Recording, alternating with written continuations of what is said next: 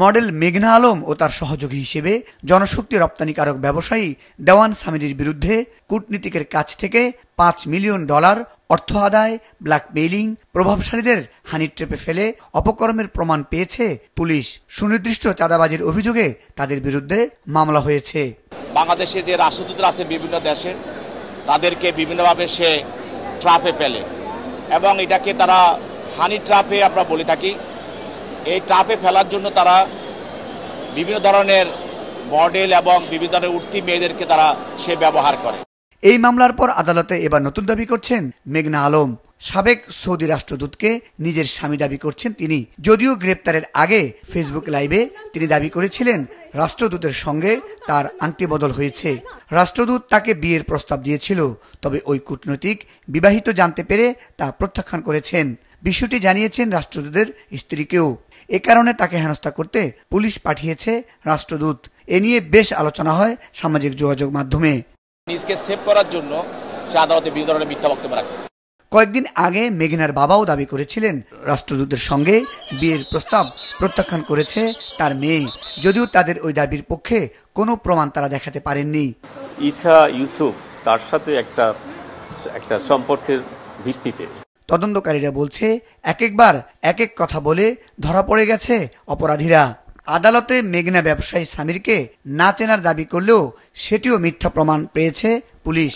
মেঘনা ওই ব্যবসায়ীর প্রতিষ্ঠানের ব্র্যান্ড অ্যাম্বাসাডর ছিলেন। যেসব ছবি মেঘনা বিভিন্ন সময়ে তার সামাজিক যোগাযোগ মাধ্যমে শেয়ারও করেছেন।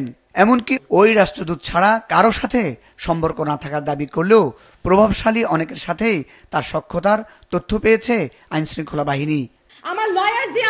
মেঘনা ওই দিন লাইভে আরো দাবি করেন তার বাসায় কখনো তিনি কোনো ছেলেকে ঢুকতে দেননি, এমনকি ওই রাষ্ট্রদূতকেও না। এখন পুলিশ পরিচয়ে অপরিচিত ব্যক্তিরা তার বাসায় ঢুকতে চাচ্ছে। তার বিরুদ্ধে রাষ্ট্রদূতের সন্তান নষ্টের মিথ্যা তথ্য ছড়ানো হচ্ছে। তাদের মধ্যে এমন কোনো সম্পর্ক হয়নি। কারা কিভাবে এই তথ্য ছড়াচ্ছেন, রাষ্ট্রদূত যে তাকে বিয়ের প্রস্তাব দিয়েছেন তারও কোনো প্রমাণ তিনি দেখাতে পারেননি। আমার বাসায় আমি কোনো লোক কখনো আনি না, এমনকি যার কথায় আপনারা এখানে এসেছেন অ্যাম্বাসেডর ঈসা, তাকে পর্যন্ত আমি কখনো আমার বাসার ভেতরে ঢুকতে দেইনি। 5 বছর বাংলাদেশে সৌদি আরবের রাষ্ট্রদূতের দায়িত্ব পালন করেছেন ঈসা বিন ইউসুফ আল দুহাইলান। এ সময় দেশটিতে কর্মসংস্থান হয়েছে অন্তত 24 লাখ বাংলাদেশির। বেড়েছে দ্বিপাক্ষিক বাণিজ্য ও দেশটির বিনিয়োগ। বৃদ্ধি পেয়েছে বিভিন্ন সহযোগিতা ও যোগাযোগ। ভালো কাজের জন্য এই কূটনীতিককে গেল জানুয়ারিতে বাংলাদেশ ডিপ্লোম্যাটিক এক্সেলেন্স অ্যাওয়ার্ড প্রদান করে সরকার। রাষ্ট্রদূত ওই সময় জানান এপ্রিলে শেষ হচ্ছে তার বাংলাদেশে কাজের মেয়াদ। তুলে ধরেন তার কৃতজ্ঞতার কথা। আমার সোনার বাংলা, আমি তোমায় ভালোবাসি।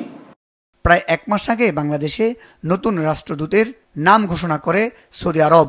রাষ্ট্রদূত ঈসা নিয়ম অনুযায়ী রাষ্ট্রপতি, প্রধান উপদেষ্টা, পররাষ্ট্র উপদেষ্টার সঙ্গে বিদায়ী সাক্ষাৎ করে ঢাকা ছাড়েন এ মাসে। মেঘনার বাবা জানিয়েছিলেন সাবেক এই রাষ্ট্রদূত তার মেয়ের একটি সামাজিক প্রতিষ্ঠানে সহযোগিতা করেছেন। বিদায়ী রাষ্ট্রদূত এসব ঘটনার আগেই এ মাসের শুরুতেই কূটনৈতিকভাবে পররাষ্ট্র মন্ত্রণালয়কে জানান একটি মেয়ে ও তার সহযোগীরা পরিচয় সূত্রে তাকে ব্ল্যাকমেইল ও অর্থ আদায়ের অপচেষ্টা করছে। সংশ্লিষ্টরা বলছেন নিরপরাধ কেউ যাতে শাস্তি না পায়, পাশাপাশি এমন ঘটনার পুনরাবৃত্তি বন্ধে নিতে হবে যথাযথ ব্যবস্থা। মুজাহিদ সাকিব, মাছরাঙ্গা টেলিভিশন।